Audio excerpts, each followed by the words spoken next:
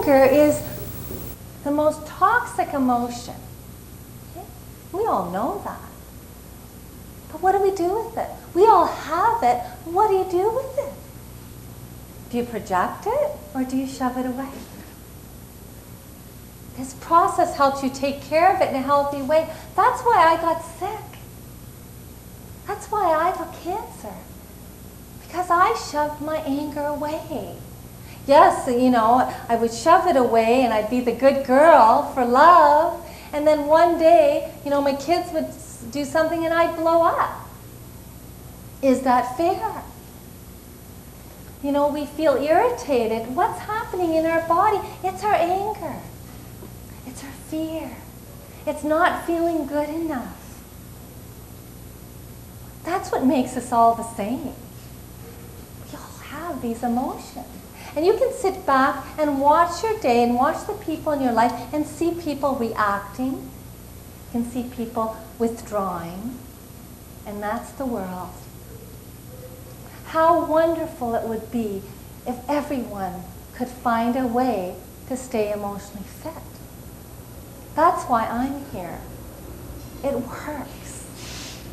You know when you're uncomfortable in your body. Do you listen? Do you listen to what your emotions are telling you? I believe if we have fear living in us, we're going to attract an experience to bring up the fear. Doesn't that make sense?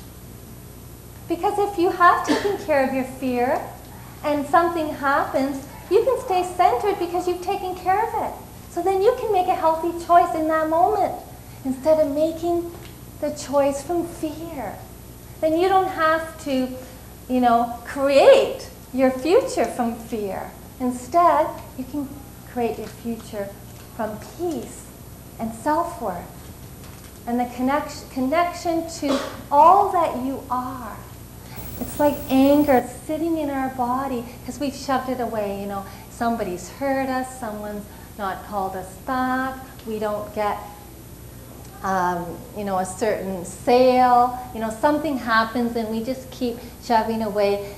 Attitude is great. People have talked about having a good attitude in their life, and they've gone through their life having a good attitude. But what happens to all those times when you want to just say, I'm mad. I'm really mad at you for what you did to me. Okay? You don't have to confront anyone when you work on your emotional fitness. Instead of saying, look what you've done to me, you can say very honestly and authentically, can we talk about it? Because communication is the most important part of relationship. But if you don't communicate with yourself every day to really know what's going on, you're out there, you could be a time bomb. Right? People come to me and say, well, you know what? My parents yelled and I yelled too. That's how I get my anger out. Is it fair for our family to hear our yelling? Isn't it much nicer to talk to them about what's not comfortable instead of yelling? So, doesn't that sound good to you to say, I don't have to have that anger lurking in my body, which is resentment, which could be hurt, and it's there, so don't pretend it's not there. That's what, to me, what was a great wake-up call for me, because I went around being the good girl. I wanted everyone to love me. I was good to everybody. I walked on eggshells. When somebody would angry come into my life, I would walk on eggshells. I would become inauthentic, which would probably make them more angry because I was being the good little girl. But some people need that taken care of. And what do? We stop the flow of truth in our body.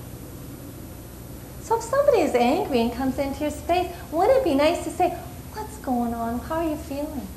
I think it's so awesome because when I look back at growing up and how I raised my girls, and I would say, they'd say something, I'd say, what's wrong? Instead of saying, what are you feeling? I'd say, what's wrong? My mom used to say that to me, well, what's wrong? Wow.